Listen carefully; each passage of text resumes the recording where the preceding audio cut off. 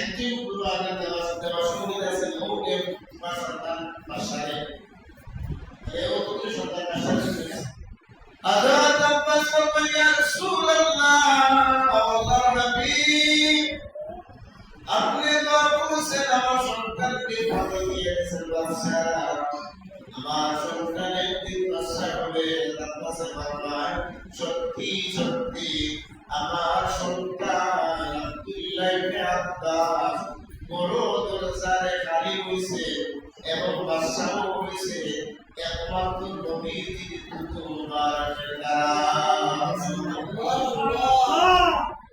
আসলে ভাই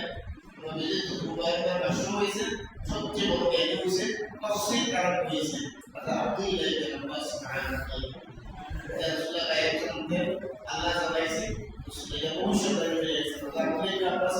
ভবিষ্যতে রয়েছে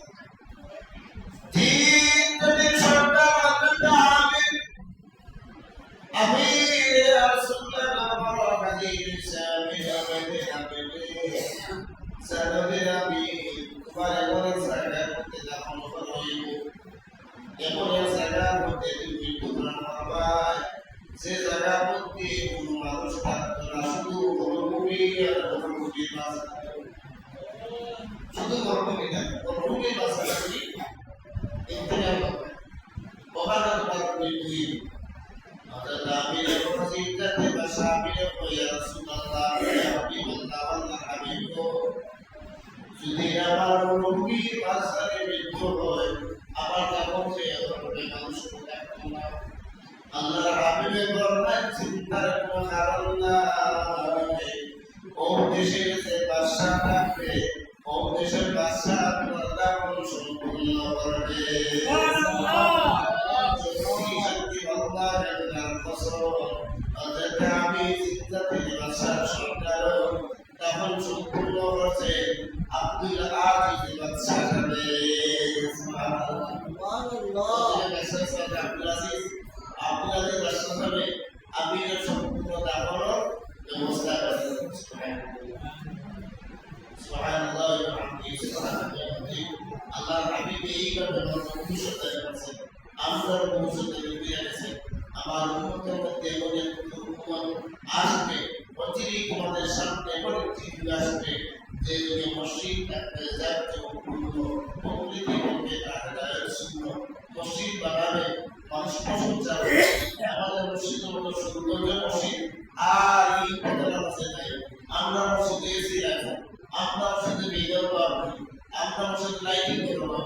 কত নীল লাল কাটা বাতি আমরা মসজিদে ছিলাম আমরা মসজিদে বেটা বুক করে যাবে ভাই আমরা মসজিদে এমন পরিস্থিতি প্রকৃতি লোকে মসজিদে ভিত্তিতে শিক্ষা দেওয়া মাত্র 2 জন মুসলিম ইমাম হযরত ইমাম 2 জন মুসলিম এই অন্য ভাষার লাভ কি আল্লাহ তাআলা আমরা আগে বলছি তোমাদের সামনে বলে কিছু আসবে যে মসজিদে তার কোনো প্রকৃতি লোকে দেখা যায় মানুষ কমে মুসলিম আপনারা আর আমরা এমন হয়েছি মুসলমানের সন্তান হইয়া আমরা যে বানাই কিন্তু পূজা বন্ধে শুভেচ্ছা জানাই না আমরা ইমান আদর্শে লাগাই আমরা এই ইমান বাঁচার কারণে আমরা এই প্রথম বাঁচা ইমান তো বলি আব্দুল মুবারক সব নবী আম্বিয়া বারবার উদ্দেশ্যের দিকে আজকে মুসলমানের সন্তান যদি দাঁড়িয়ে আমরা বুঝাতে আসি আর বুঝার অবস্থা দেখি এখন তো আমি দেখতে যাবো নবী অবস্থা দেখি আপনারা আমার সঙ্গে বাসল দেবাই বলে আমরা ইমাম সাহেব বুঝাতে ছিল ওখানে মতো বাড়ি বুঝাতে দিয়েছি কেন বাসল বাড়ি আর কেন বাসল ইমাম সাহেব বাসল ইমাম সাহেব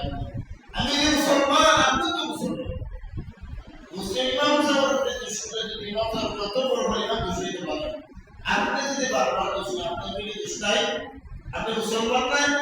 ইমাম সাহেব মুসলমানের আপনি দেখেন ইমাম সাহেব বলছেন ইমাম সাহেব বলে